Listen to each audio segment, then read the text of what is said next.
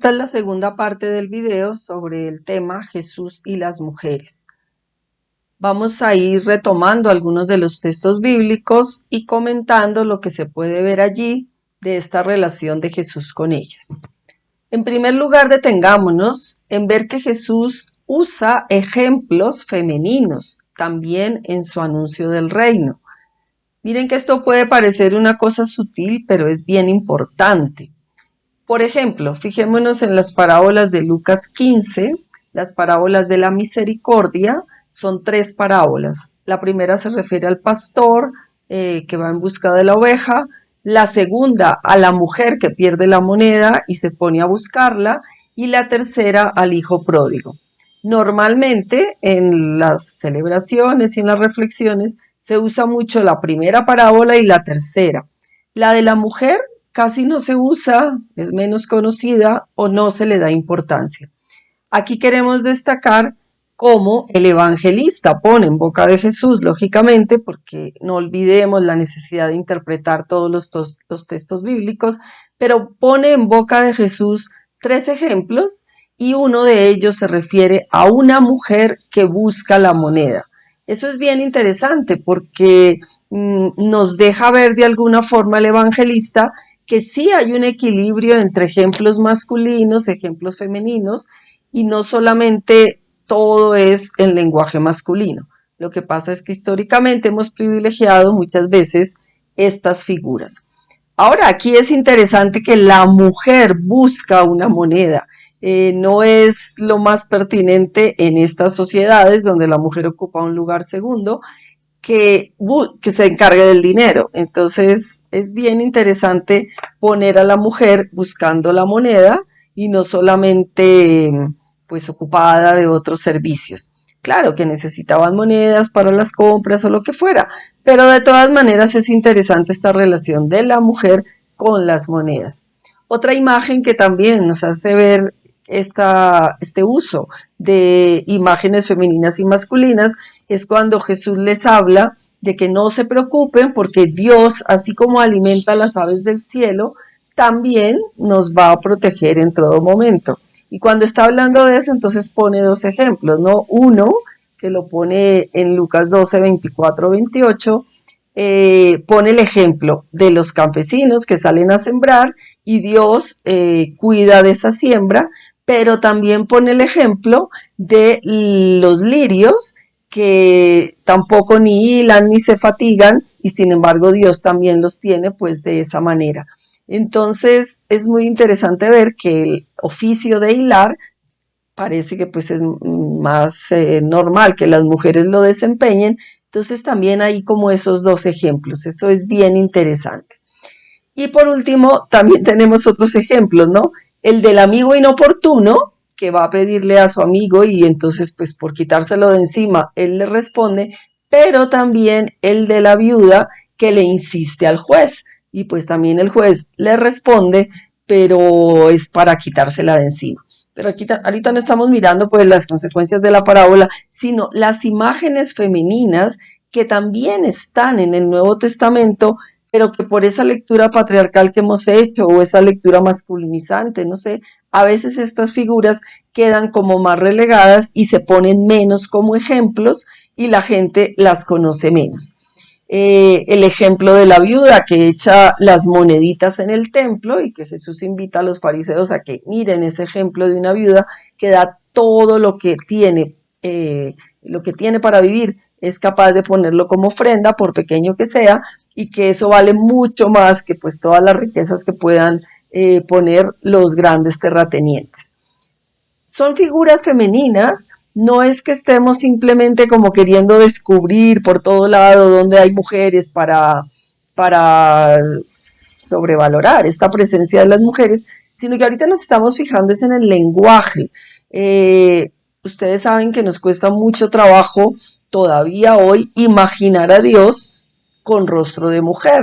a Dios no solamente Padre, sino a Dios Madre. Y pues detrás de eso están estas realidades que al leer la Biblia privilegiamos o nos parece más normal usar estos ejemplos masculinos que femeninos y usarlos refiriéndonos a la manera como Dios es, como Dios valora, como Dios se comunica con su pueblo. Si nos fijamos en los encuentros que Jesús tiene con las mujeres, podemos ver, por ejemplo, el milagro o la curación de la hemorroísa.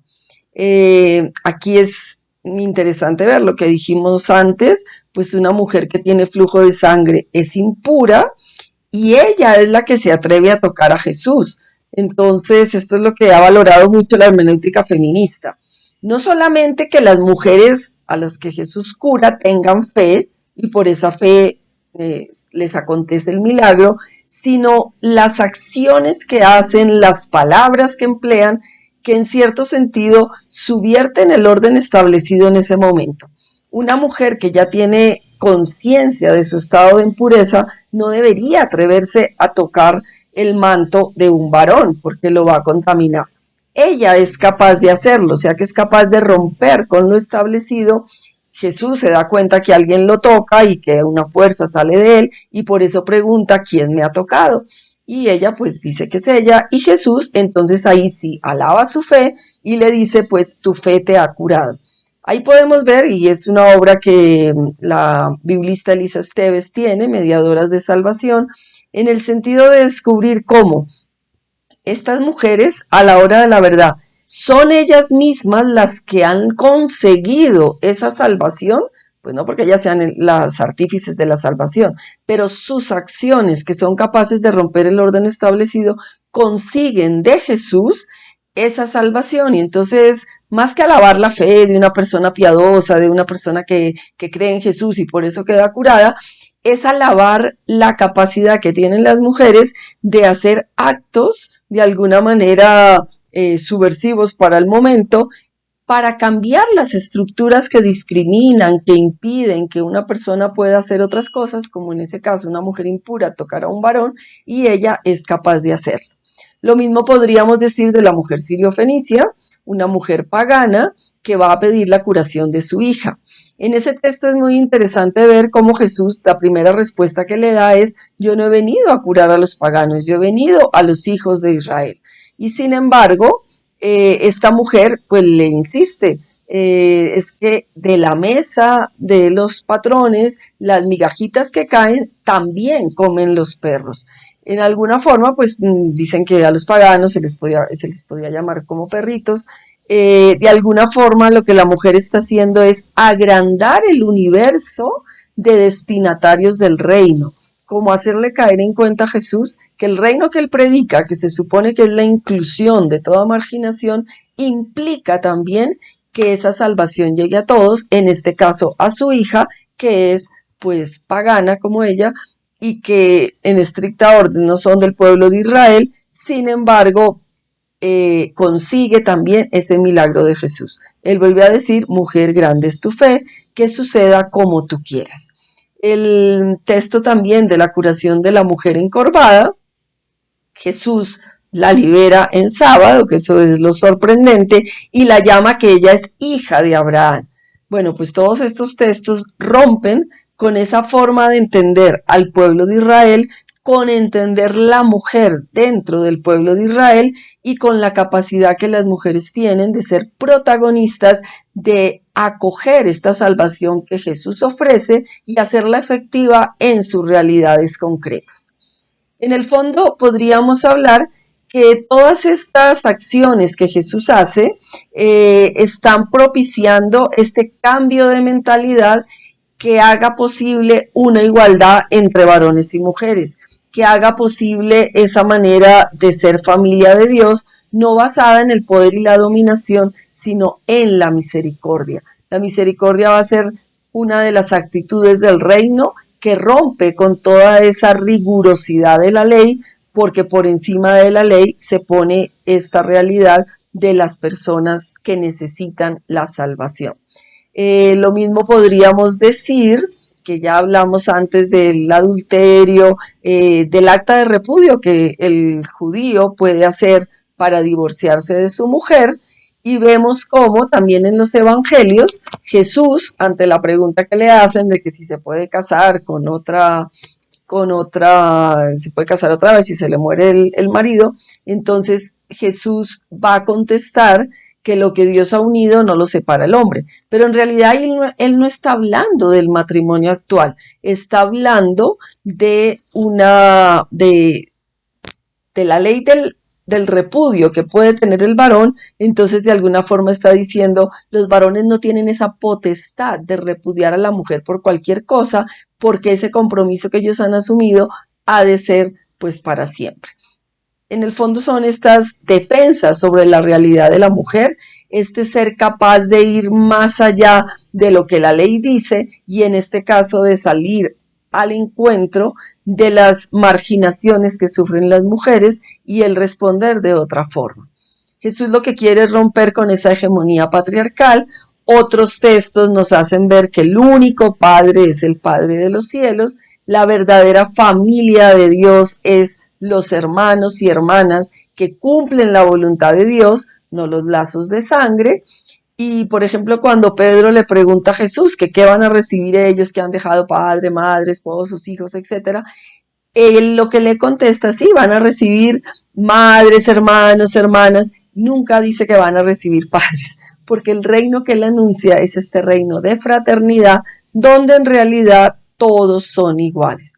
Jesús repite esa misma idea cuando habla de los que dirigen el grupo de los discípulos. Nadie entre ellos debe ser llamado Padre, porque hay un solo Padre y Maestro, que es Cristo. Los discípulos no deben desear esos primeros puestos, sino ponerse al servicio de todos. En ese diálogo Jesús toma la figura de un niño, lo pone en medio de ellos y le dice, realmente el que quiera estar en el reino de los cielos tiene que ser como un niño para recibir esta propuesta que yo hago. O sea, en el fondo es esta conciencia profunda de que lo que Jesús anuncia es un reinado donde no se pueden admitir estas discriminaciones.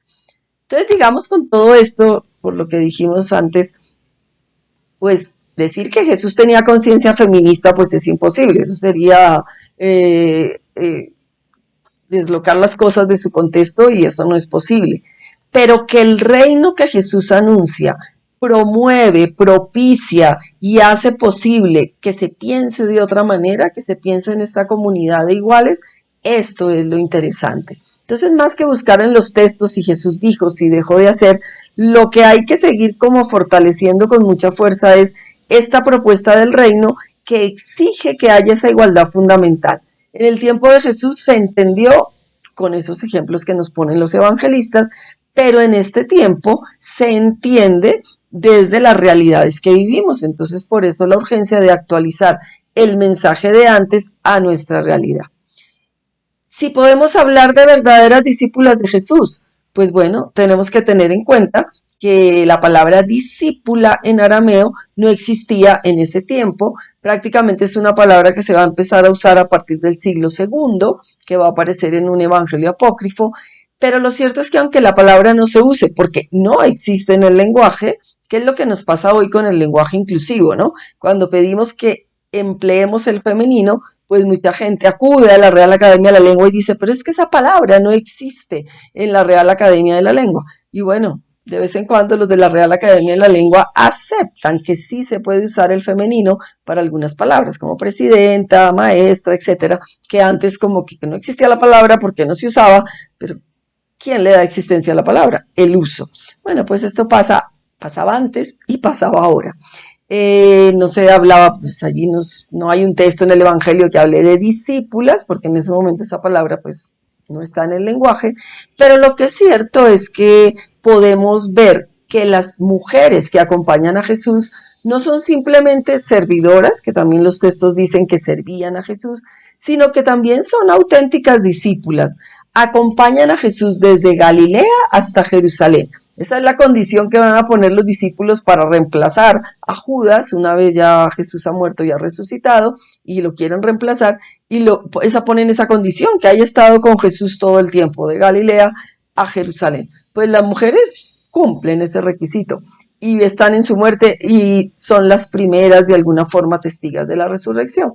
Pero bueno, esto es la realidad de ese contexto, entonces por eso no eligen a una mujer ni se les ocurre, pero lo que cada vez está más claro es que en el momento de la elección del que va a reemplazar a Judas, primero, que los 12 son símbolo de las 12 tribus de Israel, que posiblemente Jesús elige varones, porque lo que está queriendo significar es las 12 tribus de Israel, que se supone que son descendientes de los hijos de Jacob, varones, entonces es normal que se mantenga pues ese esquema. Pero lo que es cierto es que seguramente en esa primera comunidad cristiana las mujeres estuvieron presentes en la última cena, por supuesto en la crucifixión, porque los evangelistas lo testimonian así, seguro, fueron testigas de la resurrección y seguro estuvieron en todos esos inicios de la iglesia primitiva, de las primeras comunidades cristianas. Las mujeres, sin lugar a duda, cumplen este papel de seguir a Jesús, de anunciarlo, y entonces vemos a una mujer samaritana que es capaz de ir a anunciar a los de su tierra todo lo que Jesús les dijo, y ya ellos no creen por el testimonio que ella les dio, sino porque ya empiezan también a conocer a Jesús.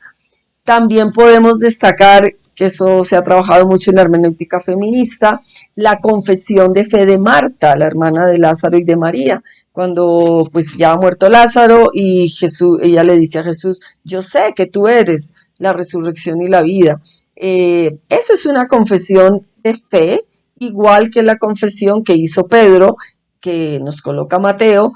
tú eres el Mesías, el Hijo de Dios vivo, es casi la misma confesión de Marta, y sin embargo se ha transmitido de generación en generación la confesión de Pedro y no se ha transmitido la confesión de Marta con la misma fuerza. Sabemos que dijo eso, pero no se le ha dado ese carácter de una confesión de fe. Pues sin lugar a dudas, la hermenéutica feminista lo que nos ha permitido es rescatar este protagonismo de las mujeres, esta capacidad de participar del anuncio del reino y del seguimiento que Jesús propone. María Magdalena, pues cada vez es más claro que es esta primera testiga de la resurrección, inclusive pues Juan hace todo este diálogo entre María y Jesús, y lo que pues vemos en los mismos evangelistas es que no le creen a ella, y luego pues de hecho Pablo, a quien va a nombrar como protagonistas del testimonio de la resurrección, va a ser a Pedro y a los discípulos, y no nombra para nada a María Magdalena. Pero todo esto pues hay que entenderlo por el contexto en el que se escriben los evangelios, por el contexto donde efectivamente vive Jesús y estas primeras comunidades cristianas, pero lo que nos queda claro es que estas mujeres, bien sea que fueron destinatarias de los milagros de Jesús, bien sea que fueron ejemplo para Jesús hablar de las cuestiones del reino, bien sea que lo siguieron desde Galilea hasta Jerusalén, que estuvieron con él al pie de la cruz y que luego empiezan a participar de toda la dinámica de resurrección y de formación de la primera comunidad. Todas estas mujeres nos muestran que el anuncio del reino es inclusivo de mujeres y que les devuelve su dignidad, su protagonismo y su pertenencia a la iglesia en plenitud de deberes y derechos. Podríamos profundizar mucho más, pero lógicamente en las lecturas ustedes encuentran las citas, encuentran los textos mucho más trabajados. Lo que pues yo pretendo con esta conversación que hacemos a través del video es como hacerles caer en cuenta que gracias a la hermenéutica feminista vamos a los textos bíblicos que siempre son interpretaciones, pero esta interpretación feminista nos permite descubrir que la mujer es destinataria de este anuncio del reino, que ese anuncio del reino de Jesús ha permitido una liberación integral de las mujeres, que ya los evangelistas nos cuentan protagonismos, detalles, actitudes, palabras, hechos que nos dejan ver que las mujeres sí tomaron en serio su papel y lo llevaron adelante, pero que ahora queda el desafío de que nosotras en esta realidad concreta podamos mostrar que el reino de Dios se encarna en nosotras en plenitud de deberes y derechos, que queremos ser discípulas con dignidad total y con igualdad fundamental que los varones, y que la iglesia a la que pertenecemos queremos que cada vez sea más acorde con ese proyecto original del anuncio del reino. Esto es tarea de varones y mujeres, como dije en el video anterior. No es que las mujeres tengamos que hacer toda la tarea, sino que los hombres, si quieren ser fieles al anuncio del reino, tienen que incluir a los que están excluidos del reino por las discriminaciones sociales y eclesiales que a lo largo de la historia se han consolidado, y la tarea es derrumbarlas, cambiarlas, transformarlas y convertirnos a esta iglesia de un discipulado de iguales, donde varones y mujeres tengamos la misma participación y la misma corresponsabilidad en el anuncio y en la realización del reino.